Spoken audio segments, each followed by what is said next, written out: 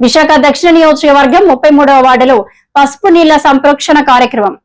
Telugu Desam party దక్షిణ నియోజకవర్గం incharge Sitaraju Sudhakar ఆదేశాల మేరకు విశాఖ దక్షిణ నియోజకవర్గం పరిధిలోని 33వ వార్డులో బల్లిగిరి వెంకటేశ్వర స్వామి ఆలయం సమీపంలో స్వామివారికి పసుపు నీళ్లతో సంప్రోక్షణ కార్యక్రమం ఘనంగా నిర్వహించారు.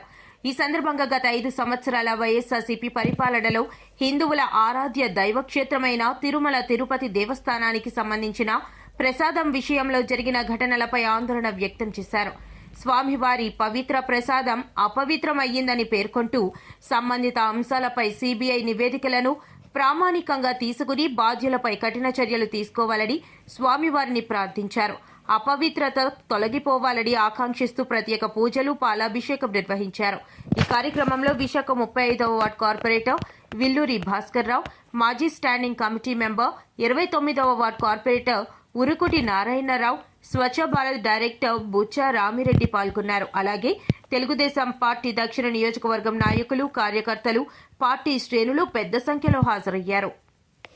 విశాఖ దక్షిణ నియోజకవర్గ ఇన్ఛార్జ్ శ్రీ గౌరవ సీతారాజు సుధాకర్ గారి ఆదేశానుసారం గత 5 సంవత్సరాల రాక్షస పరిపాలనలో కేవలం అక్రమ ధనార్జనే ధ్యేయంగా హిందువులు ఎంతో పవిత్రంగా చూసుకునే తిరుమల తిరుపతి దేవస్థానం స్వామివారి యొక్క ప్రసాదంలో కల్తీ చేసి తాగే పాలలో కానివ్వండి, తినే నీళ్లలో కానివ్వండి కల్తీ చేసి హిందువుల తాలూకా మనోభావాలను దెబ్బతీసే విధంగా అక్రమార్జన ధ్యేయంగా పనిచేసే పాలకులు. ఎందుకంటే కల్తీ మద్యం, కల్తీ పాలన, అలాగే కల్తీ నెయ్యి, ఇంకా వాళ్ళకి చెప్పుకుంటూ పోతే కల్తీ విద్య, వాళ్ళ పాలకుల పరిపాలన పూర్తిగా కల్తీమయం అయిపోయింది. ఆ భగవంతుడితో పెట్టుకుంటే 2009లో రాజశేఖర రెడ్డి గారు కూడా గతంలో అలాగే చేశారు. దాని పరిణామం కూడా గతంలో మనం చూస్తున్నాం.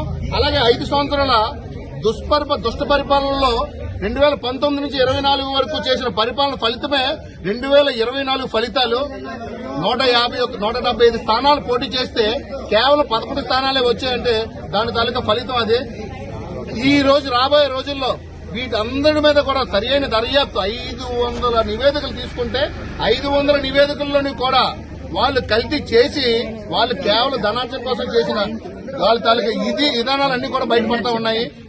ఏవైతే నివేదికలు వచ్చాయో ఆ నివేదికలన్నింటినీ నివేదికల అనుసారంగా వారందరికీ కూడా చట్టం ఎవరికి చుట్టం కాదు కాబట్టి కఠినమైన చర్యలు తీసుకోవాలని, ఇటువంటి అంటే తప్పుడు పని చెయ్యాలనే ఆలోచన కూడా రాబోయే రోజుల్లో ఎవరికి కూడా రాకుండా విధంగా ఉండే విధంగా చర్యలు తీసుకోవాలని ఈ రోజు ఏదైతే అపవిత్రం చేశారో వెంకటేశ్వర స్వామి ప్రసాదాన్ని ఈ రోజు ప్రతి ఒక్క వెంకటేశ్వర స్వామి గుడిలో కూడా రాష్ట్రం యావత్తు ఉన్న వెంకటేశ్వర స్వామి గుడిల్లో సంప్రోక్షణ, ప్రతి ఒక్క గుడిలోని కూడా పసుపు నీళ్లతో సంప్రోక్షణ చేసి ఏదైతే కల్తీ అయిందో ప్రసాదం ఆ వెంకన్న బాబుకు అంటుకోకూడదనే ఉద్దేశంతో పాలాభిషేకం చేసి స్వామివారిని సంప్రోక్షణం చేయడం జరిగిందని చెప్పేసి మీడియా ద్వారా తెలియజేసుకుంటారు.